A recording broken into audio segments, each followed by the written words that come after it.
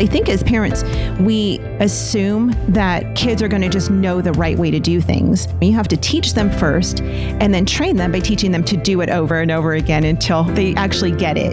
Imagine trying to teach your child how to tie his shoes without the practice principle. If the practice principle is vital for teaching such morally neutral task as tying shoes, how much more important is it for training children in Christ-like character?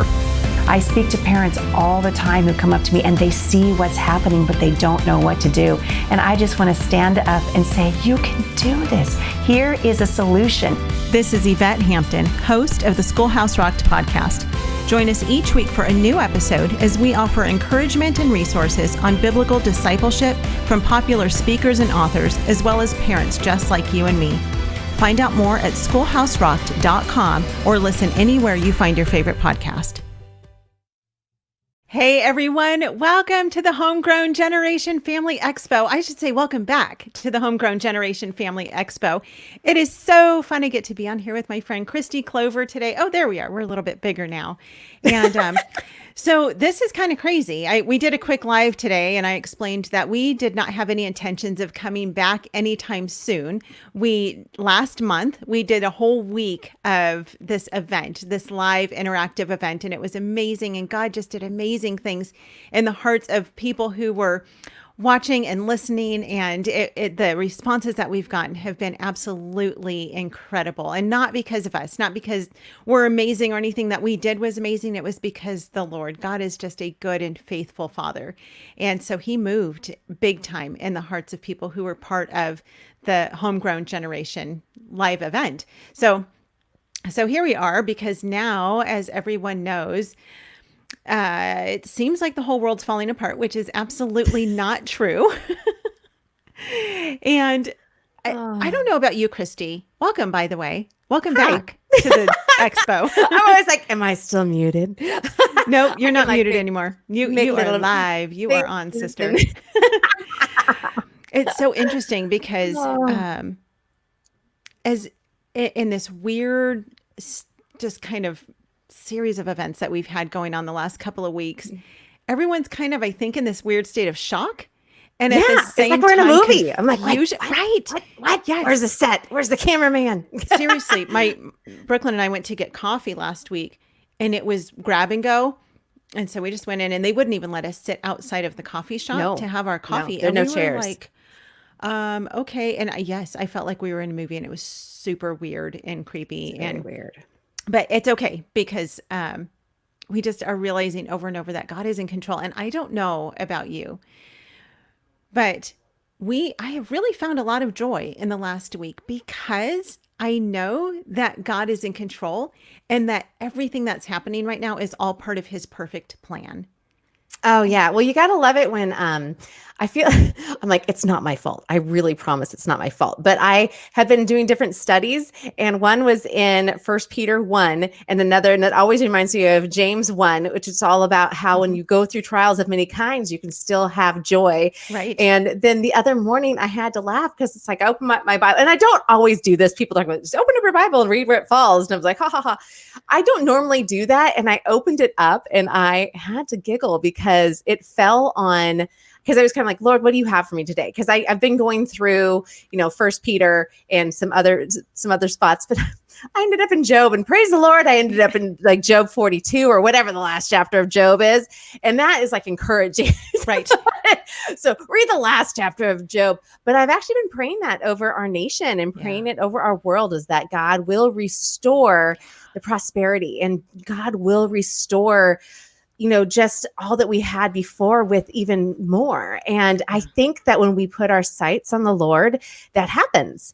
And it's almost been ironic just to watch how we've had to retreat home. Like, families are forced to be together. Right. And the entire nation's homeschooling right now. I'm like, what world did I live in? Did I wake up to? I'm like, this is so crazy. Yeah. And yet at the same time, it's amazing to see what God's going to do. It's scary, and yet it's it's kind. I'm just curious to see what's going to go on, and I don't. I mean, it has not come close to us as far. I mean, it's very close to us. Well, as you're far in as where we California. live. Like it is everywhere. Like we have a lot in our. Like we go for walks. We like everyone in our neighborhood is. Everyone's really kind. Like everyone's out with their families, but as families walk, normally you just walk by. Now everybody literally does this big loop around each other. We're like, hey, I'll stand to the side. You walk by, don't touch my dog. It's bizarre, but it's not personal yet. But that doesn't mean that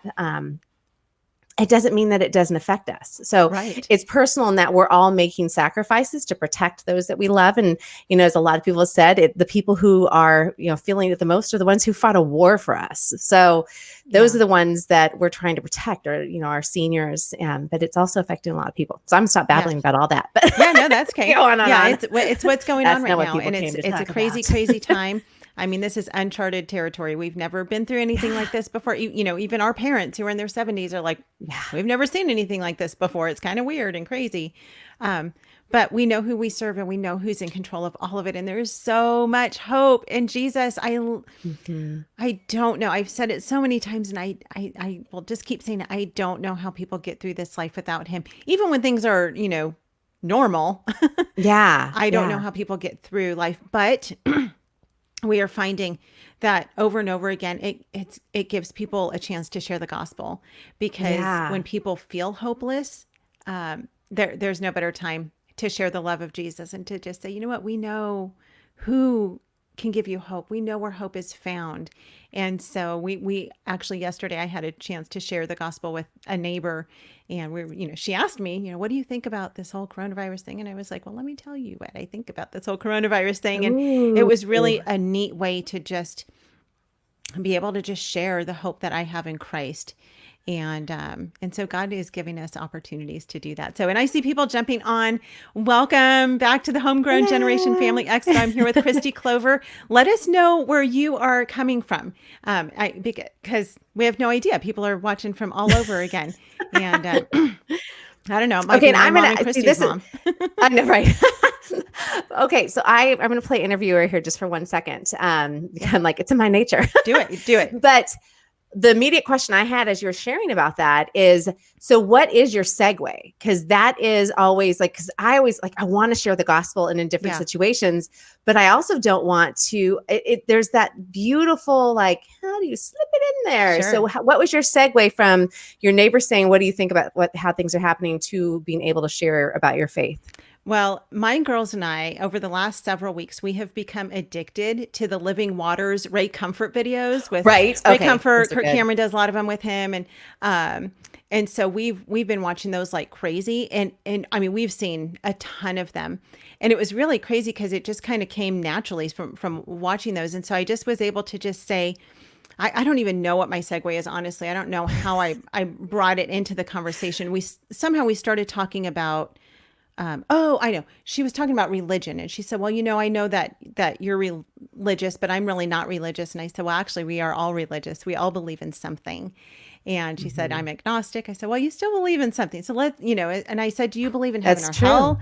And so she's like, well, I'm not sure. And so we started talking about that. And that just kind of segued into, well, I believe, that what the Bible says is true about heaven. And I started to be able to just share with her what I believe about God and salvation. And then if you watch those Ray Comfort videos, he always goes through the moral law, which is the 10 commandments. And, have you ever broken any of these commandments? And and so I just kind of like worked that into the so interesting, because everyone's like, yeah, right. I mean, go through those. We all have. And so it just, and I could tell she was very uncomfortable after a few minutes, and, but she was engaging with me. So we kept going, and I've known her for a while now. And so I felt like I had built that relationship with her first. Not that I'd be afraid to do that with a stranger if the opportunity came up, but yeah, I mean, with what's going on right now, it is a good way to just say, absolutely. People are scared now. Do you believe in an afterlife? Do you believe that there's a heaven and a hell? What are your beliefs about that? And ask questions. And so that's how I have found it easiest to talk to people in general. I mean, oftentimes yeah. have been able to share the gospel, and it's oftentimes just asking them questions and getting people to think, and then just say, well, I believe that God's word is true, and I believe that there's a heaven and a hell. And so anyway, yeah, that's how we segued into I that. love it. No, I love it because there's always that moment of like I feel it. I think I could say this. And it's interesting because I think it's easy to tie it in like you're saying, and then even just to be like, I have my bad moments where I'm not trusting. And you can like when you say I'm not trusting, people be like, trusting in what? What are you trusting in? And it's like, and yet like I feel this, this peace, like, the scripture tells us that or the Bible tells us that we can experience a peace that surpasses all understanding. And right now I have those moments where I feel peace, even though I know I'm a little scared somewhere, but it's like, it's covered with his peace. And they're like, what? Right. And I find sometimes when I allow his joy to shine through, it's not mine, it's his. Right. But when I allow his joy to shine through, that's another thing that perplexes people. So yes.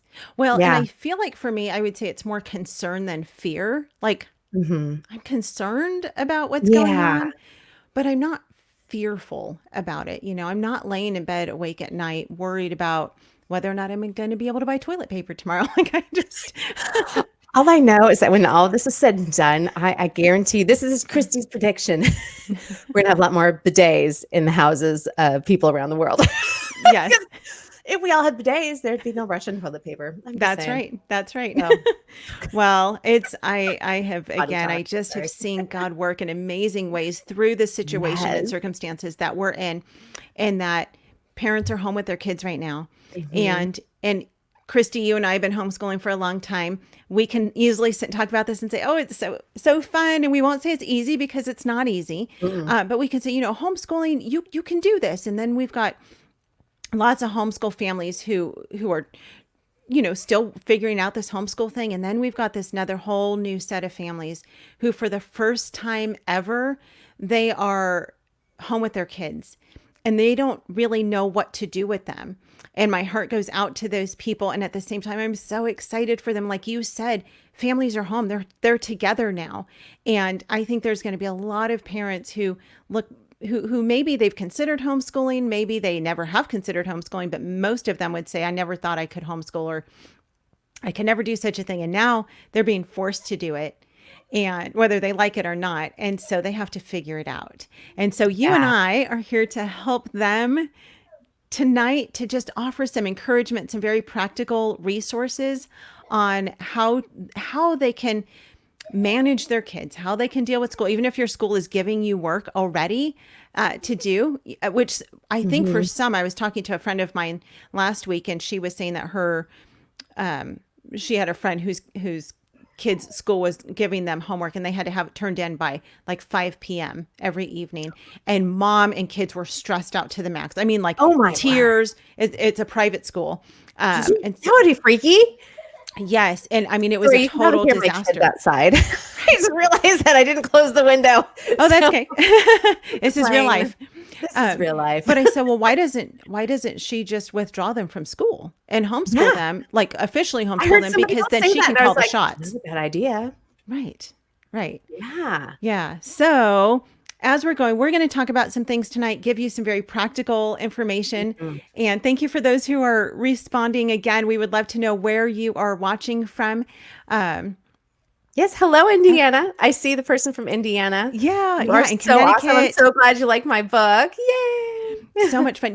When you, just so those of you who are on commenting, I don't know if you can go back and do this, but StreamYard, which is what we're streaming this through, will ask you for permission to put your name up, because oftentimes I just see Facebook user. If you don't give StreamYard permission to use your name, then we don't see what your name is. We only see Michelle, Facebook we user. see you. So you did it. We Michelle see Michelle. in Connecticut. So someone said 2 of my favorite people on one screen. Love you, girls. Well, I'm sure we love you too, but I don't know who you are because it just says Facebook user. So anyhow, let me introduce myself really quickly, and then Kristi, I'll let you introduce yourself. My name is Yvette Hampton. I am the wife of Garrett for 25 years. God has just by his grace, established us as a family and kept our marriage going and kept it strong. We have 2 amazing daughters. They are the love and joy of my life, and they are really why we have this whole ministry of homeschooling. I love Jesus with all my heart. My greatest desire is to serve him and to lead others, especially my children, to a life of serving him. And so I'm the host of Schoolhouse Rocked the Homeschool Revolution, which is a feature-length documentary that our family is working on still, but we're getting there slowly but surely. God is doing big things actually still with that. And so we're in post-production on that.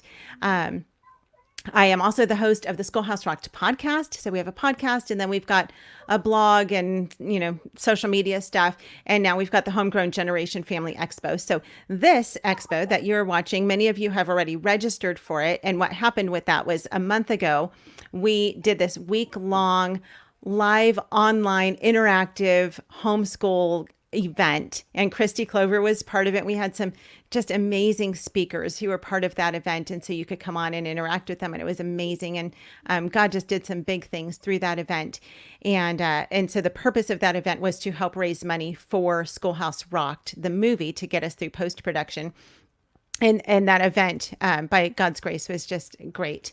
And so we thought that was the end of it. And then this whole thing happened. And now people asked us to come back and do some more. I asked you to come back. You asked me to come back. Yes. People need you. Yes.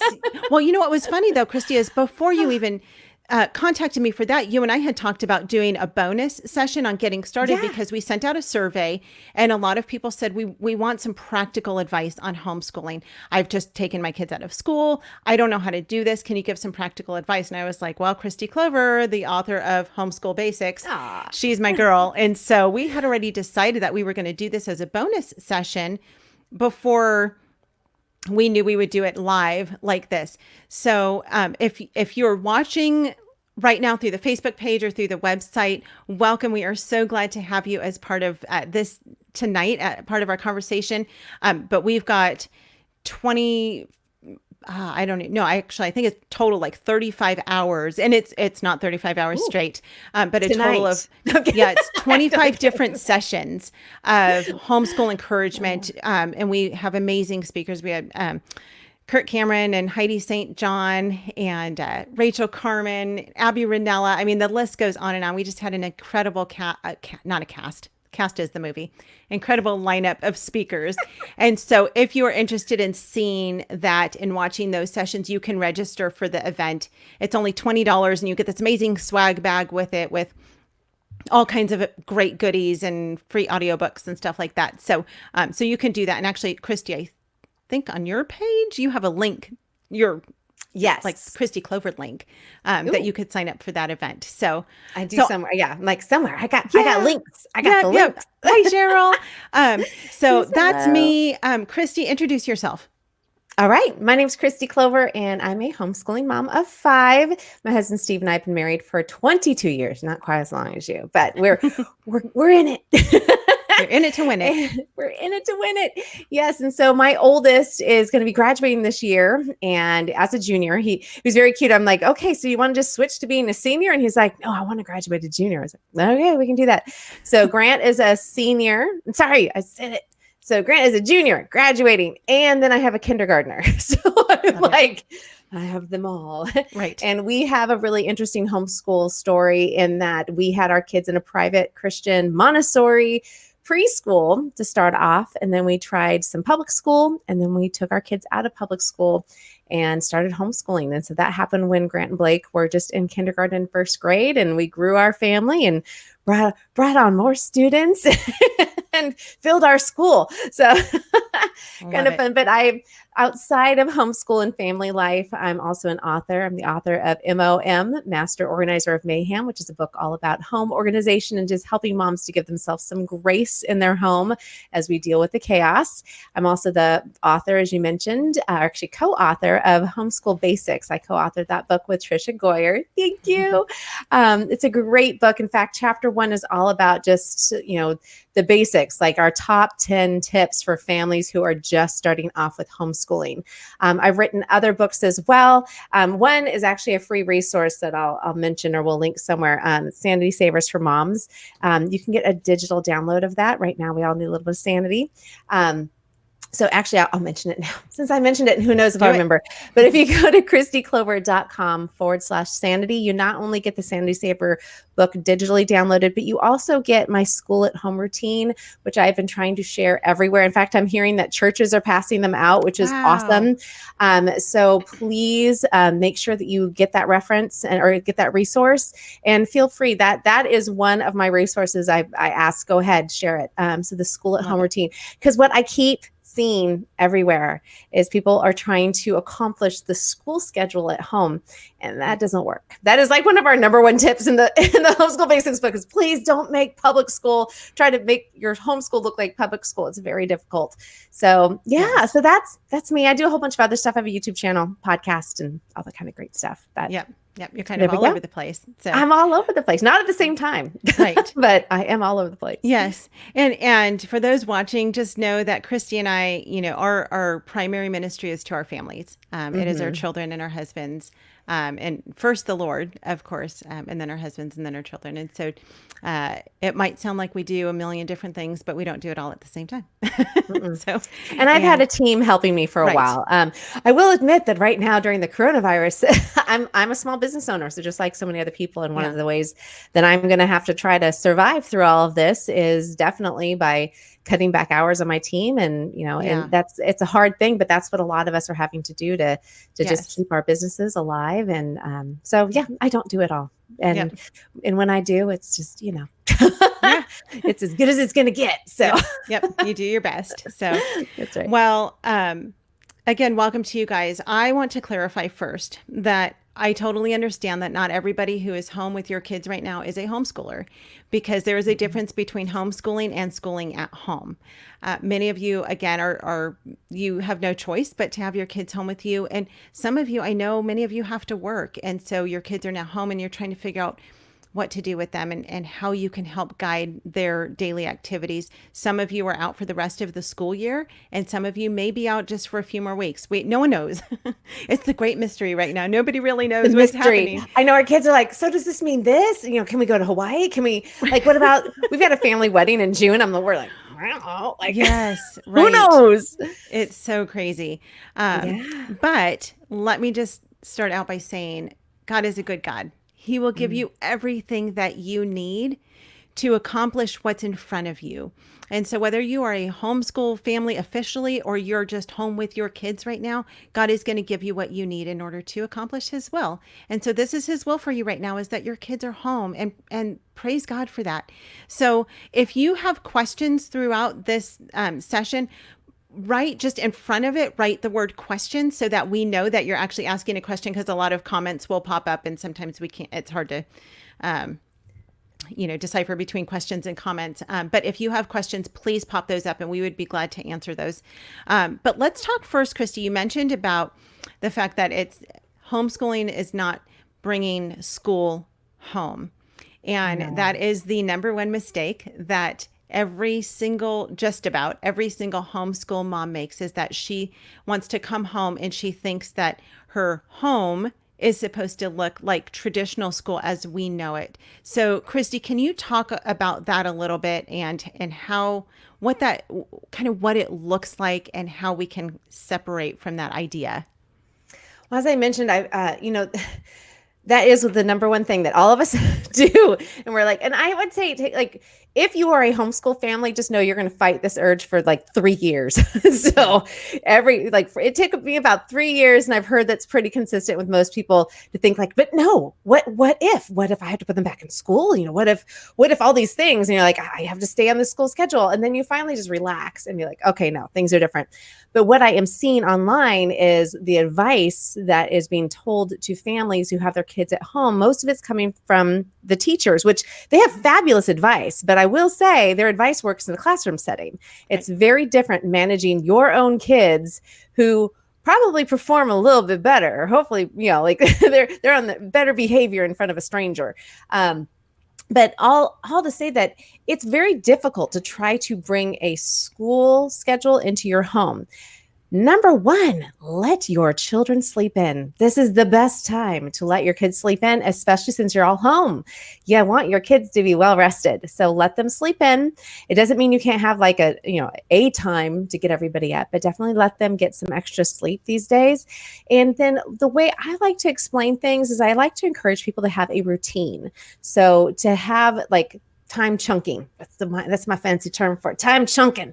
So you're going to chunk things you want to get done, before breakfast, after breakfast, before lunch, after lunch, kind of however you want to break up your day, but break it into these chunks, because the key is that you want to free up some time in the afternoon for you. And so if you guys want to, this is where I tell people you got to sit down for a minute, because I'm going to give you the best advice you'll ever receive in your entire life for this period. So whether you are schooling at home because you're forced to, because there's a virus out there that we're all, staying at home for, or you are new to homeschooling, even if you are a homeschool veteran, you need to listen to this.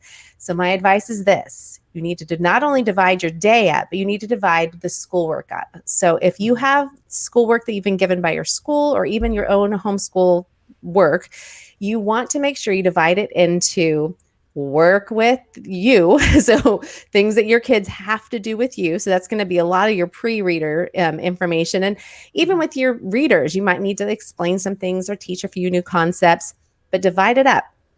Things that they can do with you and things that they can do independently. And don't just sit there. This is a mistake I've seen other people do, is sometimes they'll I'm sorry, I'm laughing only because what we'll do is be like, okay, I'm going to help you with this problem. And then you wait. And you wait, and while they're doing the work, and then you're going to help them with the next. And there are some things like math word problems. Like they have 4 or 5 word problems. You're going to have to kind of sit there and help them through it. But there's other things where you can explain it and then let them work on it a little bit and get up and go help another child. Or you can get up and, make lunch or throw dinner in the crock pot, whatever it is. But I really, really, especially right now, encourage families to try to accomplish that work that requires you in your morning chunk. So your chunk of time in the morning. So that way, if they do have more work after lunch, which you're going to be shocked at just how quickly you get through everything.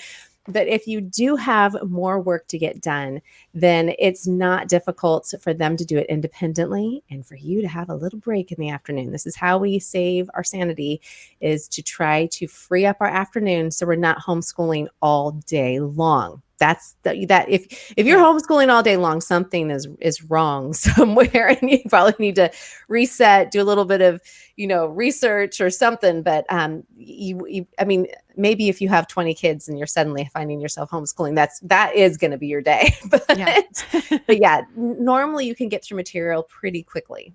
Yeah. So be a little bit more specific about the chunking. So you're talking about how chunky. Sounds good. I know. Talk a little bit more about that. Can you be more specific on that? Yeah. So I can't. And if I thought to myself, I'm like, I should go run downstairs and go grab the printable so I could go see. So the printable that I mentioned earlier, I have all this on there. So again, if you go to kristiclover.com/sanity. And if somebody wants to write that in a little chat line, then people can see it. So it's just /sanity. That is where you will get not only the digital download of my book, but you'll get the printable, because when it comes to dividing, do you want me to talk about the dividing of the day or the dividing of the work? Yes. To both. Okay. We'll discuss day first. Okay. I want to talk to the parent who literally doesn't know anything about homeschooling. And they're like, what is this crazy woman talking about chunking? Chunky. So what the principal pretty much looks like, we'll visualize. Okay. You're letting your kids sleep in. You're maybe eating breakfast together, reading a book, doing any activity that you want to do together in the morning time. Again, getting that work that requires you. So whether you're reading a book together, maybe you're doing a little family devotion. Now is a great time to start the habit of doing a family devotion in the morning, because you have time, even if it's just a quick family prayer. Like, hey, Lord, just watch over our homeschool day and help us to just, have some peace today and some joy today. So, pray those things over your homeschool day. Then you're going to get to work on their schoolwork. And so with their schoolwork, and this is where I'm like, I have a whole organization course, but we won't get into that. But looking at the material. So if you are brand new, you're going to take each child's material and separate it. So we're going to go real nitty gritty here. We're going to separate all of our kids' material into what they need to accomplish for the week. And then you're going to take it and you're going to ask your kids. So work with your kids. Do you want me to divide this up by subject? So do you want to try to get all math done on one day? Or do you want to divide it up and maybe do like just 10 minutes of math, 10 minutes of writing, and, kind of do it like that? But then ultimately know that you're going to have to try different things. And it might work differently with each child, but you have to kind of get a feel for, this is the work we have to accomplish this week, which will actually usually make them feel a little bit better, because the unknown is a little scary when they don't know exactly what needs to get done. So if there's a reading or a writing assignment that does not have a piece of paper associated with it, I would put it on an index card. So again, they see that this is what needs to get done. And there are going to be those classes that you can't do all in one day. You're going to have to spread it out during the week, but you're going to want to look at that and figure out, what of this work right here needs me? Like, again, your pre-readers, you're going to have to be reading most of the material with them. So you'll be working pretty one-on-one with them the whole time and kind of trying to see what can you group together with your kids if you have multiple kids, but really trying to figure out, what do they, I'm going to have to explain how to do this. I'm going to have to explain how to do that. And then allowing them to get that independent work done on their own time, or while you work with the next person. So sometimes I'm literally doing just one assignment with one child and then jumping over to the next kid to explain their assignment while they're getting started. And so we kind of do with back and forth. But if there's any independent reading, that gets saved until after lunch in our home. And so that's kind of what I mean as far as chunking your time, is what do you want to try to accomplish? And the other key thing is, don't forget evenings, because you can also do some of the work in the evening. So if there's a book you need to be reading, maybe just save it for evening time, where you just want some mellow time in the evening, or find the book on audio. Yes. I'm just saying, you're welcome. I remember the first time somebody said that, I'm like, wait a minute, what? Like, I can get an audiobook? I don't have to actually read it to them? And they're like, yeah. So, because there are some books that I'm just like, this book, I hate to say that, but sometimes some of the books I'm just not as interested in. And it's like, mostly because in my brain, I'm thinking of the other things I need to get done. Right. So some books I'm like, no, don't you go read ahead of me. Like, I want to be there. I want to read that with you. In fact, the kids are doing that to me today. They're like, okay, we'll have daddy read this part. I'm like, no, I want to go on, or do it when I'm in the room, something. But, make it fun. But I'm hoping that makes sense. Like, you're just dividing your day into what you want to accomplish when. Right. And it really helps to have things written down, because, like you said, if it's not written down and you just expect them just say, go do your work, that can be very overwhelming for mom and child. Very hard. Yeah. And so having things written down, and it doesn't have to be a pretty colorful spreadsheet. You can literally just take, a notebook and just write down, here's what it is today. And for some, I know you talked about planning out the week ahead of time. Yeah. I know for my girls, because we have kind of a wonky schedule in our family, we don't, and we travel a lot. And so I don't ever come up with our like scope and sequence for the whole year. Yeah. And that's a homeschoolese word too. So you might want to explain what that is. So scope and sequence? Uh-huh. Oh, well, that's that plan. When I remember when people threw that away or threw that around when I was first homeschooling, I'm like, what? Right. So that's the plan. Yeah. Thank you for clarifying that. That's your plan basically for the whole year that says, okay, week 1, you're going to do this lesson on Monday, Tuesday, Wednesday, Thursday, Friday. Week 2, you're going to do these these lessons. That does not work for our family. Actually, I don't know any family that works perfectly for.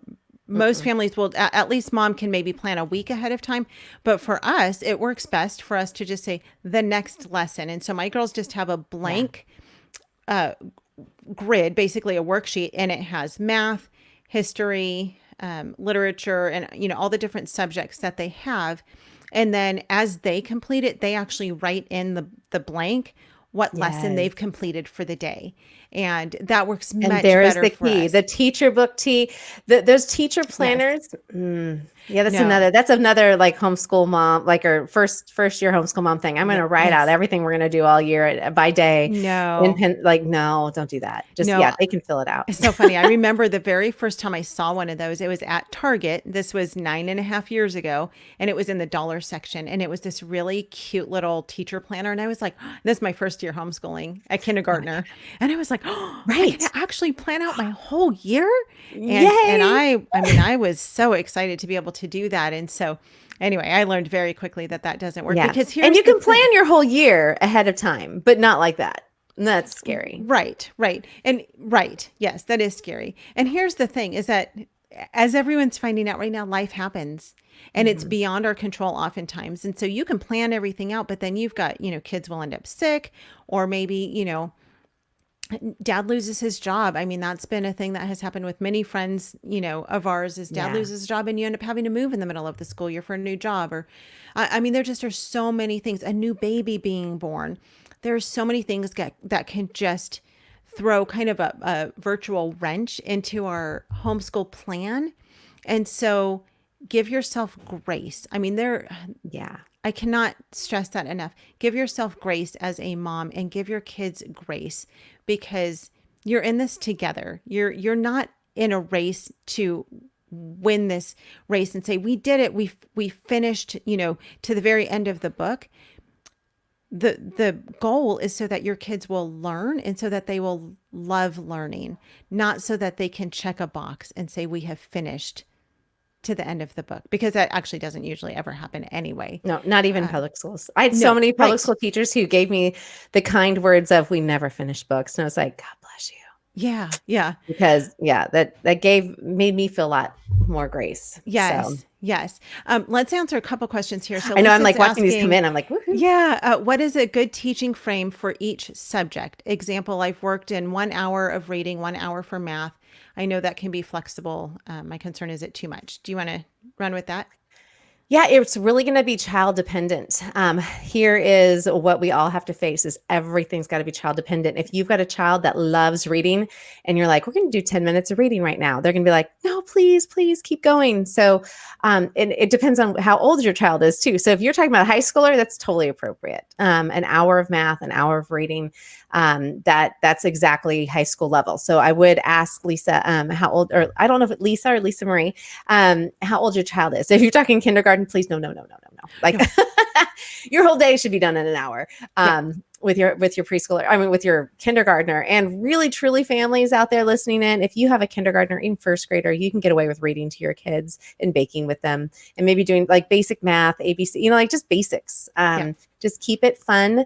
And really reading is the most important thing you can do with your young children. But, for other families, there's different styles of homeschooling. And one style, I'm not even going to throw the name out there because that's overwhelming. But one style says 10 minutes of each type of discipline each day. Other people will tell you to mix it up and be like, I'm going to do an hour of math today. And that's what you do. And then the next day, I'm going to do an hour of history today. And that's what you do. So it really depends on you. And it depends on the age. Okay. 4th and 6th. Thank you. Okay. So 4th grade. No, that's way too much, I would say, for one day. 6th grade, it's still, it just depends. It depends on how rigorous the math is. Reading, I would say go for 30 minutes. Personally, that's me, unless your teacher, if you are in a school, is telling you they are required to get this much reading done. But 30 is usually a pretty good time frame for having them do independent reading. And again, math hopefully isn't going to take you a whole hour. Calculus might, but 4th and 6th grade math shouldn't take that long. And we all get to have fun teaching our kids how to carry the one. Right. Well, and math I find to be one of those subjects that it depends. We do online math. So we use teaching textbooks. Yeah. And we have one kid who does it. We absolutely love it. Yes. And they have to do at least one lesson a day. Sometimes they'll do 2. And here's how we do our math. If they are working on a, particular math problem and, what is the word I'm thinking? Math idea, but that's not the right word. Concept. Thank you. That's the word I'm looking for. I got you. What's that word?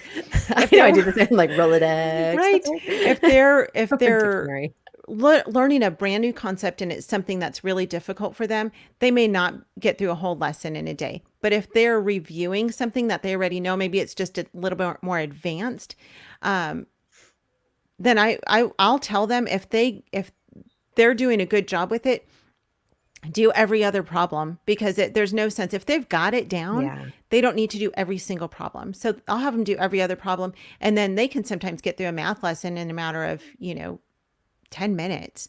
And oftentimes they'll do a second math lesson just because they can. They have time, and they'll, oftentimes say, oh, I did 2 math lessons today. But sometimes they only get through half a math lesson because it's a new concept and they're struggling with it clicking in their minds. And so it just depends. It depends on where they are with that.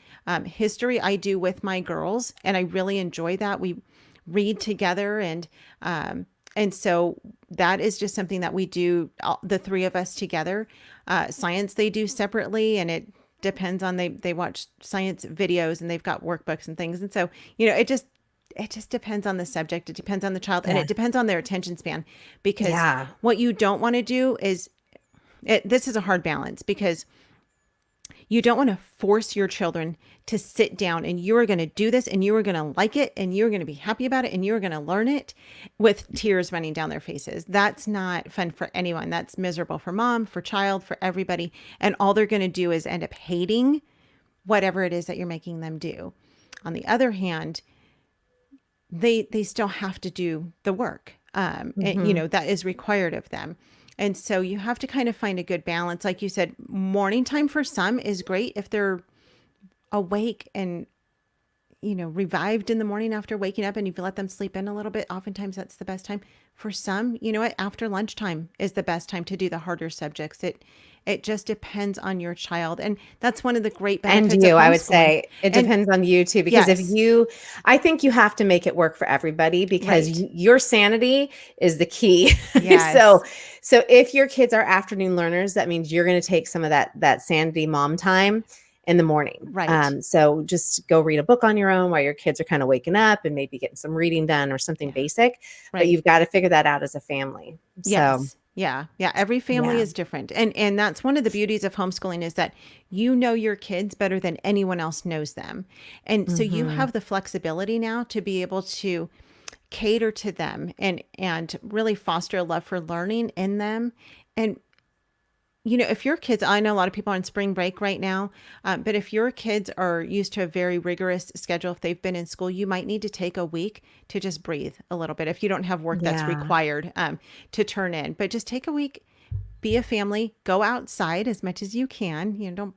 Don't get within 6 feet of anybody, but let your kids play outside. That's another thing, is take breaks and let your kids go outside and just blow off, run off some of their energy. And and this is a great time too, for families who maybe don't have I really don't know what your teachers are giving your kids right now. Right. It does sound like see, here's the thing, is that when I plan out my homeschool year, I'm an idealist. I'm like, we can get all this done, but then you have to be a realist. You can't just think whoa, this is all going to be awesome. You have to be realistic too, because a lot of times when you're in the middle of it, you're like, nope, not going to happen. And so I'm hoping that the teachers out there are understanding that we are just in different times. And so, yes, they have assignments that are due. And this is where I think parents need to have a voice and need to make sure to be like, this is unrealistic. I had them. And I've had friends tell me that they literally set a timer and they said, if my child cannot accomplish this in this amount of time, then you've assigned too much work. So I was like, whoa. Yeah. So, you can do all kinds of things. I've seen all these great comments too. I'm loving all the little I do that too. And everything. But there was somebody wrote something. Oh, you guys are talking about writing. You write it down, or they write it down as far as what you accomplished in the day. Yes. But let's see, what was the other one that I saw that I was like, oh, I want to make sure we talk about that. Okay. I heard if my younger one is crying and throwing a fit, the length of time you have is too hard. Yeah. So, okay. So here's the thing. If the work that you are doing, your child is throwing a tantrum or crying or breaking down, think of it this way. When your child is attempting to do work, you're going to sometimes see a fight or flight reflex. The fight is when they start arguing with you and they get really mad and upset and they don't want to do it. The flight is, I have to go to the bathroom. I need to drink water. I need, like, it just looks different in homeschooling. I remember the first time I was like, oh, this is fight or flight. You're going to see that come up. You're going to see a lot of fun opportunities to get to parent your child. But oftentimes you are going to also see underlying moments where they need to have some foundations retaught. So if they're struggling with math and getting frustrated and crying over it, maybe it's because the concept is a little bit, above their level, or maybe they don't have their math facts down. Because with math, oh my goodness, if you get one little thing wrong in like in division or multiplication, if you miss, one piece, then, you got to rework the whole thing.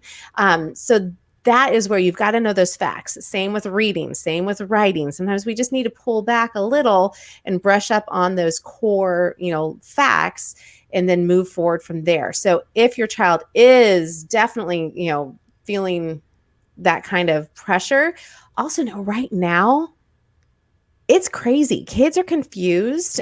So we need to be really, really mindful of that. And I think now is not the time to push them and be like, you got to get this done. This is a time to embrace the fact that we all get to be home together. So we're going to make homeschool time fun. And I actually just did a YouTube video about what we were doing in our day. We were reading an ancient history about cuneiform. So we're learning about like early writing. And so I was like, oh wait, we have clay. So we like grabbed some clay and we made our little cuneiforms, and I had to make letters for their dad, and they couldn't use any words. They had to do pictures. So that's an example. And then we happened to read a book where it was based in China and the little boy was eating dumplings. I was like, we happen to have dumplings in the freezer. So, and hey, if you really want to have fun, then you read Amelia Bedelia. Got lemon meringue pie or Farmer Boy. They eat everything in that one. Lots of donuts, lots of yummy stuff. But that's just an example of just being mindful. Like, listen to what's happening with your kid. And I will say this too, is that if your child truly is frustrated and not getting concepts, there could also be learning disabilities that are hidden there that are starting to come out. And I will say that through homeschooling, I've discovered that I'm slightly dyslexic, and I always kind of knew that, but through homeschooling and learning more things, I'm like, oh, that's me. So it's always really interesting as you learn things about yourself. Yeah. So I hope that's encouraging. Just give yourself grace, but give your kids grace too. Yeah. It's really important to not push them too hard and to really, when our kids are reacting, it's usually because of something. So maybe they are fearful. Maybe they are just not wanting to do the work. Maybe they are lazy. That is when you're like, like we're going to push a little harder. But maybe they do have some fundamentals that they just need to brush up on. So there's my like 10 cents. That's not even 2 cents. I give you 10 cents right there. 10 cents. That is a shiny new dime right there, Kristi. And yes, remember that the relationship that you're building with your child is more important than just the academics. And so that, you've got to keep that in mind, and you do not want to come to the end of the day with everyone in tears and, mom just like, I can't wait to get away from these kids, and kids can't wait to get away from mom. And, they're fighting with each other. I mean, that nobody wants that. That is a miserable, miserable day. And so, just remember, it's the relationship comes first, and then allow things to kind of fall into line, and you have to guide them. Kids aren't gonna on their own just say, Mom, I'm gonna do my math now for the next 30 minutes, and then I'm gonna there are some of those that do, though. There are some, yes. I'm just gonna say, but there are, and it's amazing. And if you have one, you kiss them extra big, and you thank the Lord for giving you that child, because that is not always the way things go. So. Right. It is not. Though I would say most people who have a child like that might be one of several of their kids.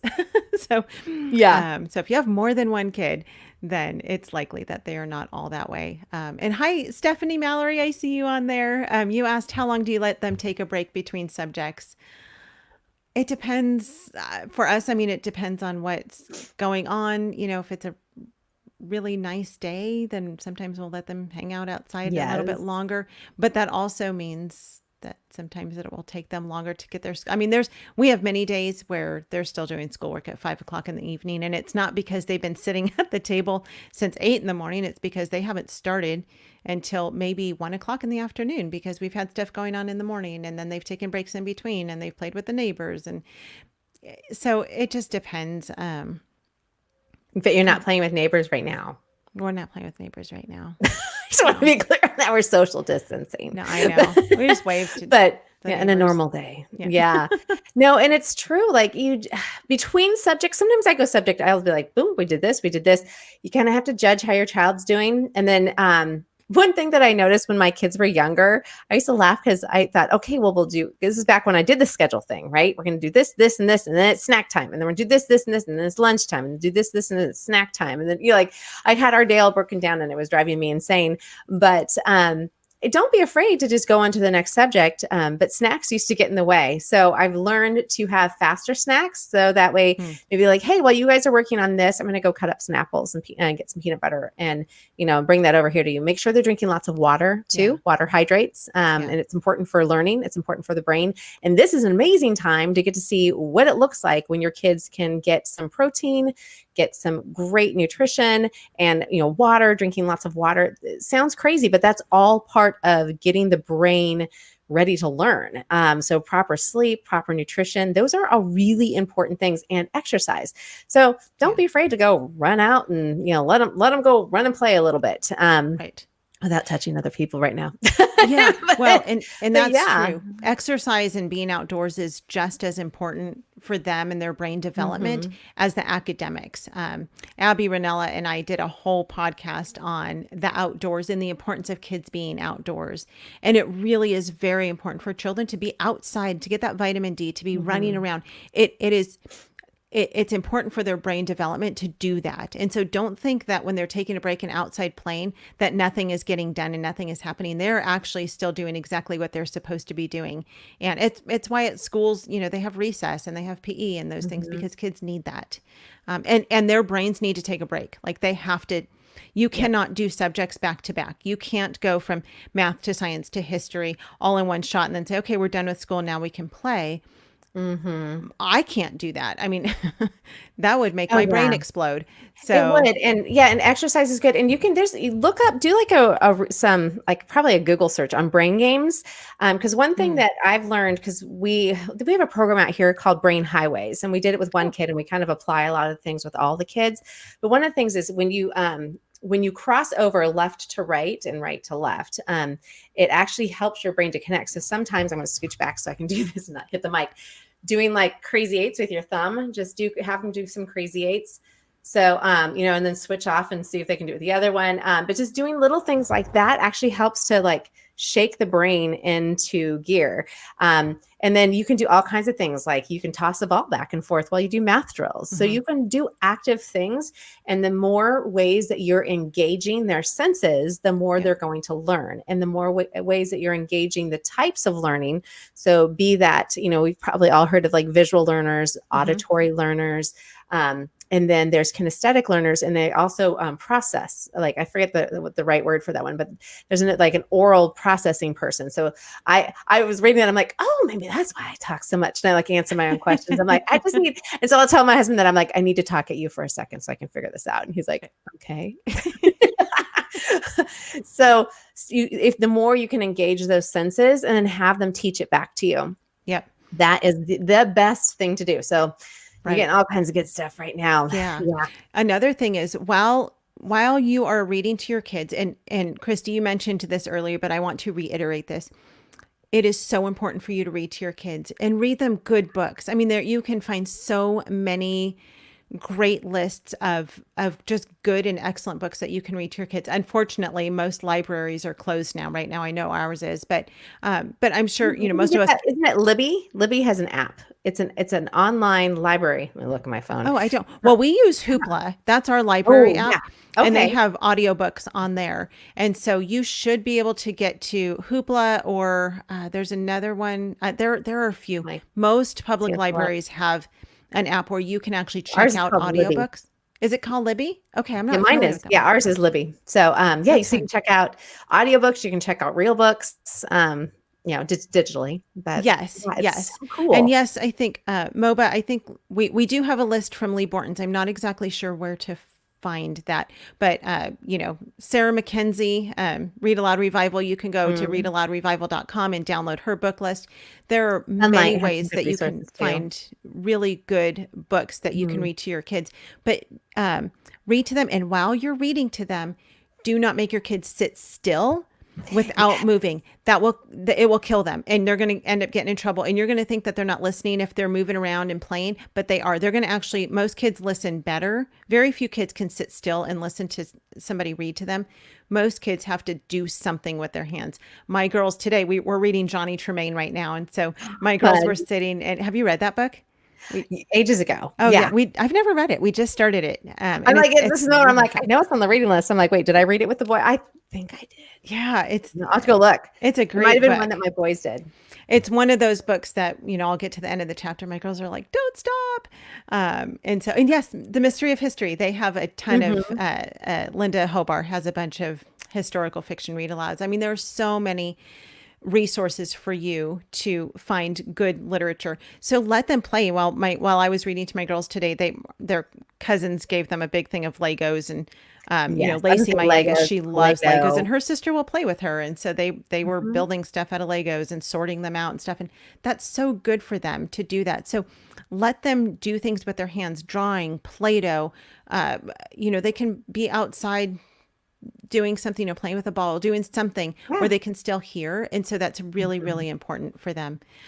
Gloria, you're asking, let me see, do you do reading, writing, and math every day and then other subjects a few days each week? My girls are 8.5 and almost 7, first and second grade, and not reading well yet.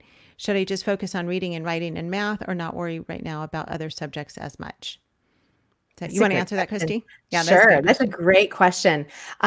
So my advice when we have moments like this, so when things are crazy, I'm going to push my speakers in there a little better. But when things are crazy, I always tell parents, stick to the basics: reading, writing, and arithmetic. Those are the basics. So, whether they're writing a letter to grandma, whether they're reading a library book, or you're reading to them, you can do everything from the Bible, quite frankly. Yes. You can work all kinds of stuff from there. Remember that history is reading, science is reading. You can write based off of that if you don't want to miss out on that. You can actually do unit studies, where a unit study, for those of you who are unfamiliar with it, is you pick something. This is a great time for unit studies, actually. Pick a subject or something your kids are really interested in. So we did Knights and Castles because I had all boys for such a long time. We also did ancient history. And with Knights and Castles, granted, we got a lot of books from the library, but boy, we were having fun. You could take pool noodles and have like jousting sessions. Make a dinner and you had to eat it all with your hands, like chicken or something. You had to eat it with your hands. But there's so many fun ways for your kids to learn and to incorporate other subjects into what you're learning about. But if you have an 8.5 and 7-year-old, so first and second, read to them, have some fun with what you're doing. I don't want to overstep my bounds as far as what your school is telling you to do. But I never even thought about offering that as advice, but it's not bad advice. Like, take your kids out of school and just homeschool them for the rest of the year. And then that will allow just do you it to have legally. a little bit. Yeah. Oh yeah. HSLDA. Check with your state organization or HSLDA and do it legally. But yes. So that is important. So I guess do it legally. But here in California, I'm the one that does the getting started talk. So I can tell you how to do it legally in California. But reading, writing, and math, that's great. You can do those. But if you have a passion for history and your kids love learning about history, just make that work too. So make that be your reading. Yes. But I'm hoping that's answering your question, but now is not the time for 8.5 and 7. Work on some basics, making sure you're improving on those reading skills and, improving on those math skills, teach some new concepts maybe here and there, but you can also accomplish those with things like baking. Okay. We're going to double a recipe, make chocolate chip cookies and double the recipe and you're welcome. Yeah. So she already homeschools, Gloria. She homeschools. Oh, okay. And Gloria, they're young. I'm telling you, they're still young, and don't stress out over it. I mean, if I would say at that age, when they're really interested in learning to read, they will soar. But if you try if they're not quite interested at that age and you push it on them, it's going to just become a frustration. There's something about reading, and I've really learned this with both of my girls, that it just kind of clicks with them at some point. We actually, this is kind of a funny story. I don't know if I've told this to you, Kristi, but we really try to read good literature in our family. We read a lot of fun books too. It's not like, we always are reading Shakespeare, but as a matter of fact, we've never read Shakespeare. But not on his own. But my second's like, do I have to read that? I'm like, no. Okay. Right. But we try to read good books with our kids. But some books we just read for fun. But there are some books that I'm just like, nope, absolutely, nuh-uh, we're not going to, that's just junk. And so when my oldest daughter was learning how to read and she was just kind of struggling, she really didn't have much of an interest in reading. She somehow came across the Diary of a Wimpy Kid books.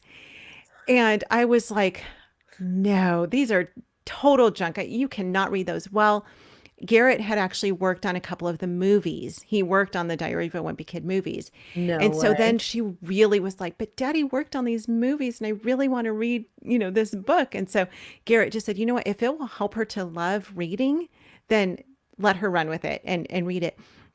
And the great thing is those books, I mean, there's like, I think 3 sentences on each page. And so when she first started reading it, she was like, I just read the whole book in like 3 days. And she was so proud of herself. And Feels that was what she good. needed to get that Mhm. confidence to read. And then from then on, she was so excited.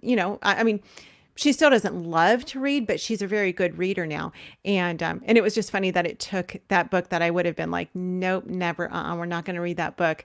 But because she had a personal connection with it, she was excited about it. And so sometimes we I have to love be willing it. to bend a little bit and say, okay, well, Mhm. maybe that will be helpful. And it worked. Daddy knew best. Oh, So yeah. That's so sweet. yes, yes. Okay. I'm like, Lo- oh, we have another one. oh, do you have another question? Okay. No, I'm looking. So Moba's saying my 5-year-old was pushed too early, so had to eat my pride and go the very basics with him. And he'll read aloud daily. He loves to learn. Yeah, and that's the other thing is that Captain Underpants. Underpants. I know, and you know what? That's the thing is like, I'm a boy mom, and now I'm a girl mom too. And so I should say my 5 kids. I've got 3 boys and then 2 girls.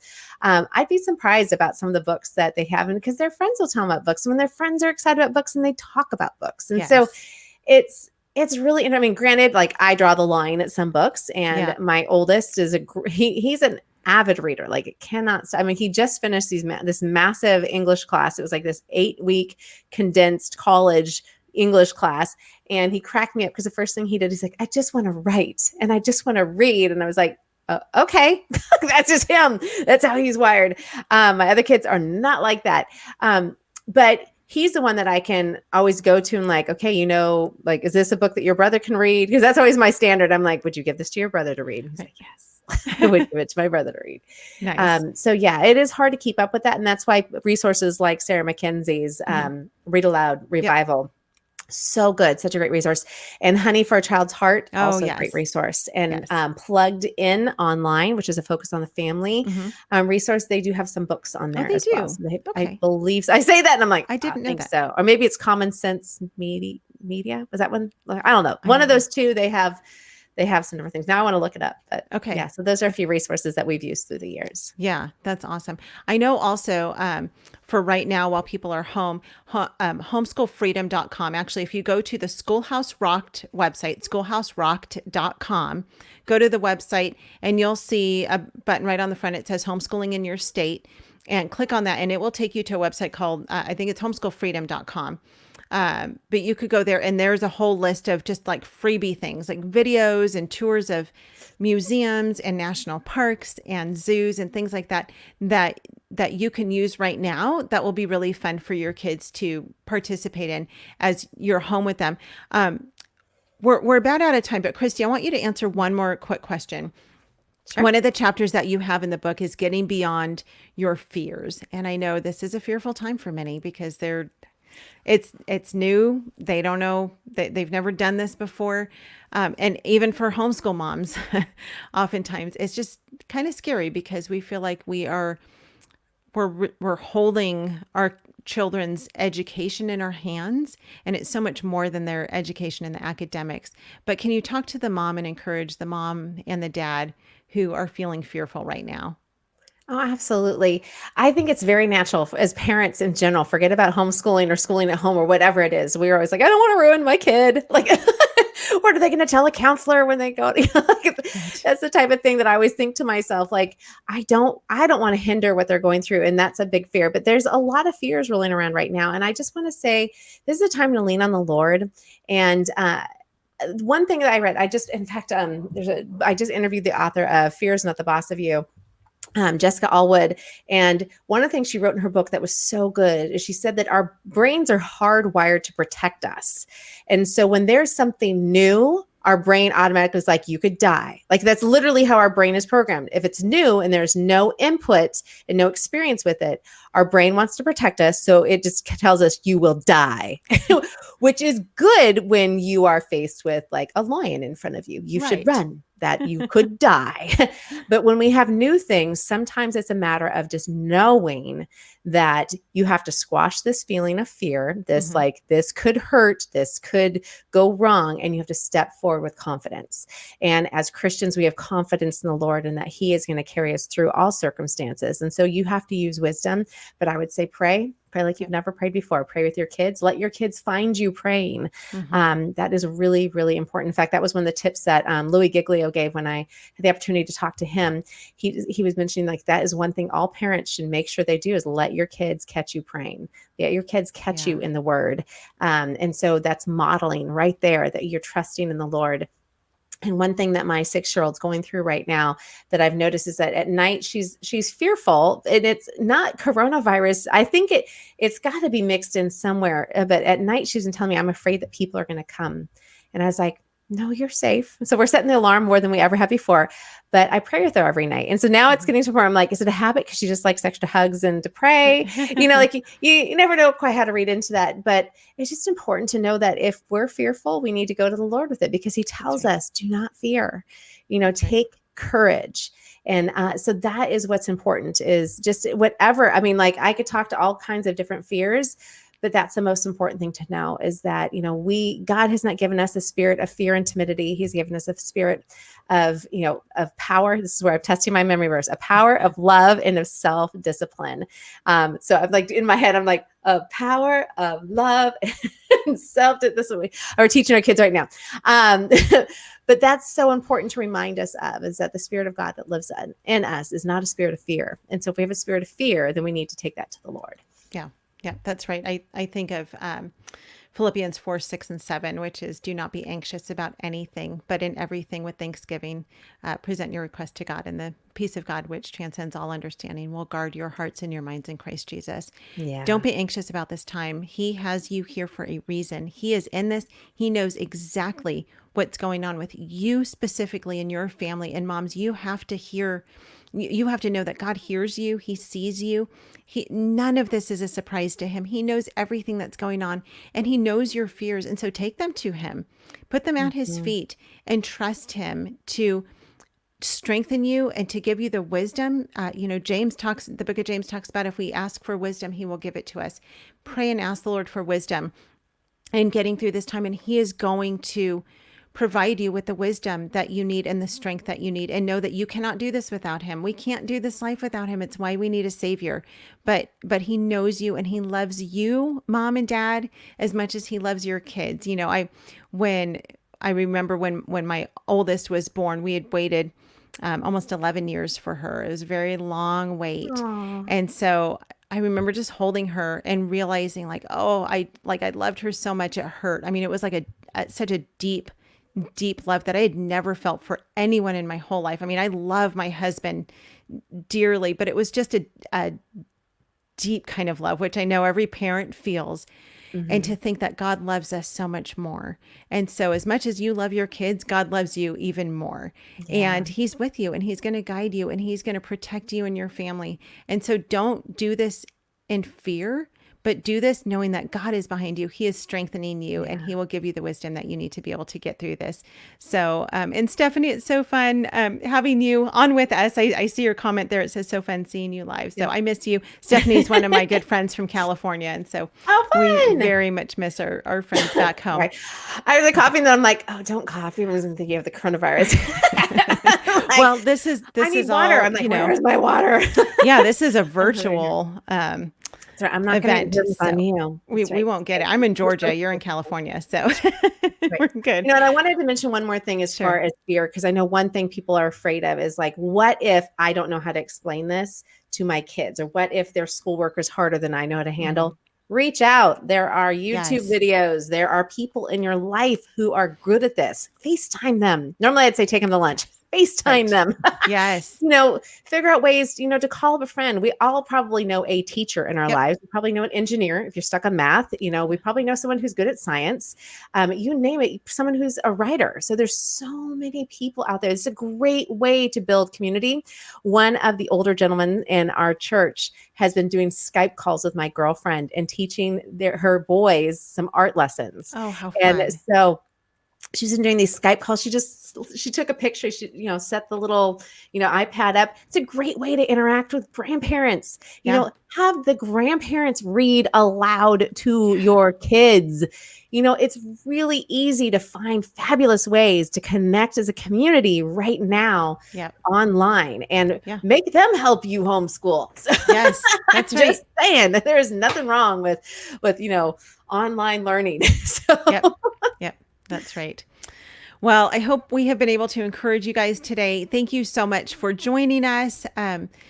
Again, if you want to get lots more information and lots more encouragement through this event, you can go to homegrowngeneration.com and I don't even know if there's a whole list yet of the sessions that are up. I don't know if you have to be registered to see that or not. I think you can actually see it on there.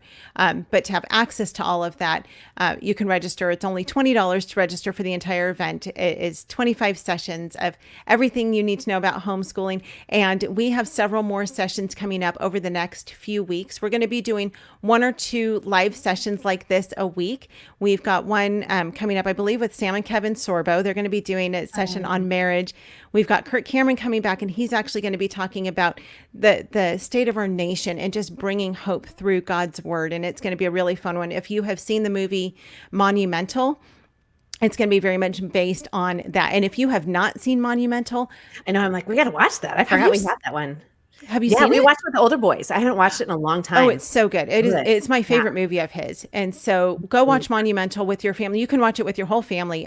Your kids will enjoy it as well. It's all about the history and the founding of our nation. And it's a fantastic movie, very well done. So he's going to be talking about that, and he's going to be live so you can ask questions to him. And then we've got several others coming up within the next few weeks. So stick with us. Keep an eye out on the website and on the Facebook page, and you can see when we've got new sessions coming out. They're going to be kind of sporadic. We've got Rebecca Spooner coming. She will be joining us, I think, April 2nd.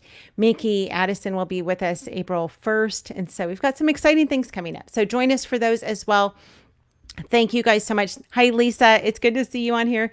Thank you guys for joining us. We love you and we are praying for you. If you have questions that we can help answer, feel free to post those either in these comments or on the Homegrown Generation Facebook page, and we will do our very best to answer your questions for you. So until then, have a fantastic evening and go love your kiddos. Talk to you later. Bye. Thank you, Kristi. Bye, everybody. Absolutely.